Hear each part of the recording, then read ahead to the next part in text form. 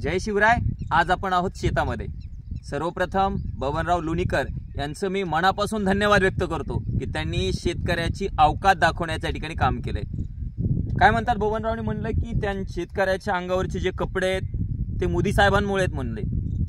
तर बबनरावना सांगू इच्छितो, लोणीकर साहेब, शेतकऱ्याच्या अंगावर जे कपडे आहेत, त्यांच्या हातामध्ये जे डबड आहे ते कोणामुळे आहे? तर ते आज शेतामध्ये या पडणाऱ्या पावसामध्ये सुद्धा चिखलामध्ये इतकाले पाय जात आहेत, त्याच्यामध्ये सुद्धा काम करतायत, त्यांच्यामुळे त्यांच्या अंगावरचे कपडे आहेत। काय मोदी सरकार नव्हतं तेव्हा काय लोक उघडे नागडे फिरत होते का शेतकरी? मोदी सरकार यायच्या अगोदरही शेतकऱ्यांना, म्हणजे तुम्हाला असं म्हणायचं का की मोदी साहेबांचं सरकार म्हणजे तुमचं सरकार आलं नसतं म्हणजे लोक शेतकरी काय अंड्रेल बनेलवरच फिरले असते का?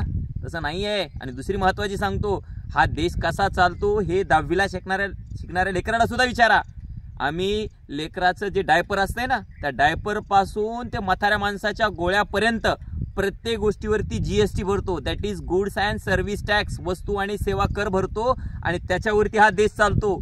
तुमचे जे पांढरे कपडे आहेत, तुमची जी फॉर्च्युनर गाडी आहे आणि तुमचा जो मोठा बंगला आहे, तो सुद्धा आमच्या शेतकऱ्याच्या जीवावरती आहेत। आम्ही टॅक्स भरतो, आम्ही प्रत्येक गोष्टीसाठीचा काही पण घेतलं तर टॅक्स आहे। आणि शेतकरी बियाणं असेल, त्याचबरोबर तुमच्या औषधे असतील, खतं असतील, त्या प्रत्येक गोष्टीवरती या ठिकाणी टॅक्स भरतो, आणि त्याच्यामुळे या ठिकाणी तुमचं सगळं वैभव आहे। आणि तुम्ही आमच्या शेतकऱ्याची अवकात काढता।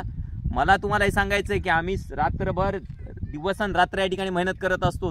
आता सध्या पाऊस पडतोय, परंतु पाऊस पडायच्या अगोदरची परिस्थिती अशी होती की शेतकऱ्यांनी शेतामध्ये कापसाची लागवड केली होती, परंतु पाऊस पडत नव्हता। तर ज्यांच्याकडे पाण्याची सोय, ते बिचारे इथलचं ते तुषार सिंचनचं उचलायचं, हे शेतातून उचलायचं, त्या शेतामध्ये टाकायचं, हे काम शेतकरी करतो। तो रात्रंदिवस मेहनत करतो, म्हणून त्याच्या अंगावरती कपडे आहेत, त्याच्या हातामध्ये मोबाईल आहेत। तुमचे उपकार नाही आहेत, तुमच्या हातातला मोबाईल, तुमच्यावाली गाडी ही शेतकऱ्याची देण आहे। त्यामुळं प्लीज लोणीकर साहेब, तुम्ही आमचेत म्हणून आम्ही तुम्हाला बोलायलो।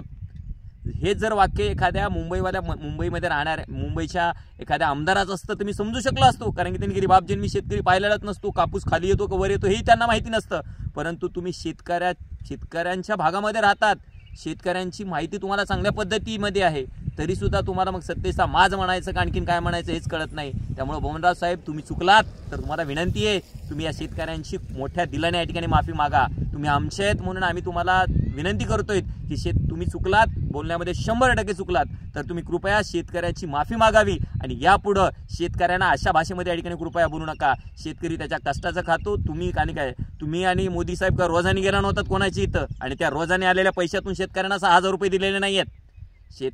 ते आमचेच पैसे आहेत, आम्ही टॅक्स भरतो, रात्रंदिवस मेहनत करतो, त्या मेहनतीच्या पैशाचा टॅक्स भरतो, आणि त्याच्यावरनं या ठिकाणी हा देश चालतो। त्यामुळे यापुढं शेतकऱ्याच्या बाबतीमध्ये बोलत असताना, त्याची अवकात दाखवत असताना थोडासा जरा का विचार करून बोला, कारण की हा संपूर्ण देश या शेतकऱ्याच्या जीवावरती चालतो। त्यामुळे त्याची अवकात दाखवण्याच्या ठिकाणी कृपया प्रयत्न करू नका। आणि तुमच्या 6,000 रुपयाने आम्हाला काही फरक पडत नाही, तुम्ही आजही बंद करू शकतात। आणि तुम्ही लाडक्या बहिणीच्या पैशाबद्दल बोलत आहात, तर लाडक्या बहिणीचे पैसे आज बंद करा तुम्ही, आम्हाला काही फरक पडत नाही। आमच्या बहिणी काय आतापर्यंत तुमच्या काय त्या 1,500 रोज होत्या का? असं काही नाहीये, आणि तुम्ही ते 1,500 बंदही करू शकत नाहीत, कारण की पुढचे इलेक्शन आपल्या डोळ्यासमोर आहेत। तुम्हाला गंज इच्छा आहे, तुम्हाला तर आज बंद करा वाटायलाय, परंतु स्थानिक स्वराज्य संस्थाच्या निवडणुका या ठिकाणी समोर आहेत, त्यामुळे तुम्ही ते पैसे बंद करू शकत नाहीत। त्यामुळे कमीत कमी एकतर बंद करून टाका, नाहीतर चालू ठेवायचं असेल तर असे रिकाम टिकडे टोमणे देण्या या ठिकाणी बंद करा। तुर्तस एवढंच सांगतो आणि थांबतो। धन्यवाद। जय जिजाऊ, जय शिवराय।